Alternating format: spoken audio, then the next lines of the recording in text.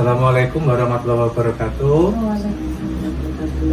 Baiklah, di situ saya akan mempraktikkan coaching bersama dengan CGT yang lain untuk memenuhi tugas saya, yaitu demonstrasi kontekstual. Pada kesempatan ini, di sini itu ada coachnya nanti, sebagai coachnya itu adalah Ibu Ani dan coachingnya itu adalah Ibu Rizka.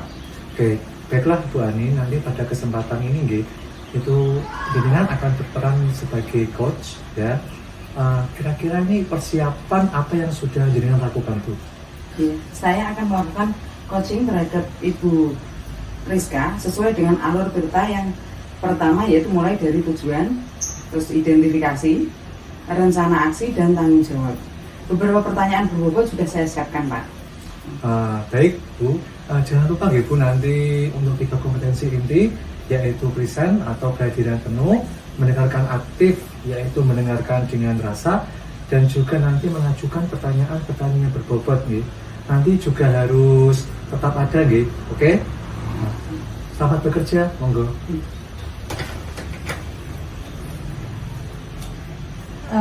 Assalamualaikum Bu Ani, gimana kabarnya? Alhamdulillah, Bu Rizka sehat. Bu Eka sehat juga kan? Alhamdulillah sehat juga Bu. Iya Bu Ani, bolehkah saya minta waktunya sebentar? Saya ingin sharing mengenai masa saya di kelas, Bu. Iya, silakan Bu Rizka. Apa yang mau diceritakan atau ada apa dengan kelasnya? Jadi begini Bu Ani, di kelas saya itu ada satu murid ya Bu ya, yang setiap pagi itu berangkat selalu diantar oleh ibunya. Nah, kemudian itu ketika akan ditinggal ibunya, itu dia nangis, Bu. Nah, anak tersebut maunya selalu ditunggu ibunya terus. Nah, jadi ibunya yang selalu mendampingi anaknya di dalam kelas. Nah, sedangkan saya sebagai wali kelasnya kan tentu merasa gimana gitu ya, Bu, ya nggak nyaman seperti itu. Mau saya ngajar kok ditungguin seperti itu kan nggak enak ya. Nah, jadi harapan saya itu agar murid saya menjadi lebih mandiri, Bu, tidak tergantung lagi kepada ibunya atau orang tuanya seperti itu. Oke, sebelum kita melanjutkan pembicaraan ini, Bu, kira-kira apa yang Ibu Rizka harapkan dari pembicaraan kita kali ini, Bu? Oke, saya mengharapkan solusi, Bu, atau titik temu atas permasalahan saya yang saya hadapi di kelas itu ya, Bu, ya, tentang bagaimana agar murid saya itu nanti tidak menangis lagi, Bu, apabila ditinggal ibunya pulang setelah ngantar anaknya itu, agar dia juga lebih mandiri dan mau ditinggal ibunya seperti teman-temannya yang lain, Bu, seperti itu. Baik, jadi Bu Rizka mengharapkan muridnya tadi lebih mandiri, ya, dan tidak menangis ketika ditinggal pulang ibunya, ya. Kemudian menurut Bu Rizka, yang dikatakan anak mandiri itu seperti apa sih, Bu? Menurut saya ya, Bu, ya, sependapat saya itu yang dikatakan anak mandiri seusia murid saya itu tidak tergantung pada ibunya, Bu. Kadang tidak tergantung terhadap oleh orang lain dari hal yang kecil apapun, dan harus berusaha melakukan sendiri. Itu menurut saya, Bu. Begitu ya. Kira-kira indikator murid Ibu tadi bisa dikatakan mandiri itu yang seperti apa, Bu? Menurut saya anak yang harus berani dan mandiri berangkat sekolah sendiri, Bu. Minimal tidak menangislah ketika ibunya pulang meninggalkan dia setelah diantar gitu. Ya. Jadi indikator utamanya berarti anak tidak menangis dan berani ke sekolah meskipun ditinggal ibunya, gitu. Ya. Nah, kira-kira apa ya, Bu, yang menyebabkan murid Ibu tadi menangis ketika ditinggal orang tuanya? Nah, sepertinya murid saya tadi kurang nyaman, Bu, dan belum bisa beradaptasi dengan lingkungan belajarnya. Karena apa? Dia masih belum sepenuhnya akrab, Bu, dengan teman-temannya. Mungkin dia masih takut kepada saya karena saya dikatakannya wali murid baru ya, Bu, ya, bagi dia karena dia pindahan seperti itu. Baik, Bu. Jadi alasannya karena murid Ibu belum mampu beradaptasi ya dengan lingkungannya, ya, juga belum bisa akrab dengan teman-temannya ya, Bu. Iya, betul, Bu. Kemudian apa yang selama ini sudah Ibu lakukan agar murid Ibu bisa beradaptasi dengan lingkungan dan bisa nyaman dan akrab dengan teman-temannya. Oke, jadi saya itu sudah melakukan pendekatan Bu kepada anak tersebut. Kemudian anak tersebut saya ajak ngobrol. Setelah itu ketika masuk ke dalam kelas itu saya bariskan begitu itu dengan teman-temannya.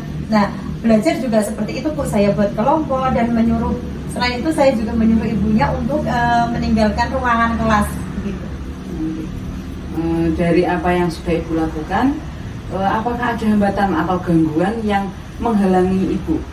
Kemudian apa solusi yang Ibu lakukan? Oke, kalau hambatan ataupun kendala itu tetap ada ya Bu ya. Nah, hambatannya itu murid saya masih takut Bu dan tidak mau masuk kelas tanpa ibunya. Dia masih di luar begitu, tetap tidak mau masuk. Jadi ya terpaksa solusinya itu ibunya tetap di sekolah, tapi dengan jalan lain ibunya menunggu di luar kelas seperti itu. Baik Bu. Kalau selama ini Ibu sudah melakukan pendekatan, kemudian belum berhasil, apakah Ibu punya rencana lain untuk menyelesaikan permasalahan ini? Sepertinya saya akan menciptakan lingkungan kelas yang nyaman Bu, dan menyenangkan, tentunya seperti itu. Ide bagus ya Bu ya. Iya, Bu, iya. Oke, kemudian lingkungan belajar yang nyaman dan menyenangkan itu yang seperti apa yang akan jenengan ciptakan Bu? Kalau sependapat saya ya Bu ya, menurut saya itu lingkungan yang nyaman itu membuat kelas itu menyeting menjadi kelas yang sangat nyaman, semenarik mungkin, dengan memberikan hiasan-hiasan yang menarik, menyediakan permainan edukatif yang beragam, kemudian melakukan pembelajaran yang menyenangkan, memajang hasil karya siswa tadi ya Bu ya, agar mereka bangga dan mereka merasa memiliki kelas tersebut sehingga mereka akan merasa betah di dalam kelas. Sepertinya menarik sekali ya Bu ya rencananya. Untuk menciptakan lingkungan belajar yang nyaman dan menyenangkan, selanjutnya untuk murid agar lebih akrab dengan jenengan dan teman-temannya, apa yang akan Ibu rencanakan? Oke, untuk mengakrabkan murid tersebut itu saya selaku wali kelasnya ya Bu ya, saya akan mencoba dengan mengintegrasikan pembelajaran sosial emosional dan menciptakan iklim dan budaya positif di kelas saya Bu, begitu. Baik Bu, kemudian langkah apa saja yang Ibu lakukan untuk mengimplementasikan pembelajaran sosial emosional, iklim dan budaya positif tadi Bu? Oke, insya Allah saya akan membuat papan emoji Bu di dalam kelas saya dan melakukan restitusi pada murid dan melakukan penguatan sosial emosional dengan mengintegrasikan dalam pembelajaran saya. Seperti baik Bu. Saya kira ini sangat menantang sekali ya Bu ya. Iya, Bu. Dengan membuat papan emoji, melakukan restitusi, juga akan melakukan penguatan sosial emosional dengan mengintegrasikan dalam pembelajaran. Begitu ya Bu ya? Betul Bu, betul sekali. Baik Bu. Kemudian kapan kira-kira Ibu akan melakukan rencana ini? Secepatnya ya Bu ya, karena rencana baik itu harus dilakukan secepat mungkin dan insya Allah akan saya lakukan di minggu depan. Nanti saya bisa cerita lagi ya, untuk hasilnya 2-3 minggu ke depan. Baik Bu. Selanjutnya apa komitmen panjenengan terhadap rencana Ibu tadi? Oke, baik. Saya berkomitmen Bu untuk melakukan rencana yang sudah saya rencanakan tadi dengan membuat pembelajaran yang nyaman, menyenangkan dengan cara menyeting kelas tadi ya Bu ya, semenarik mungkin.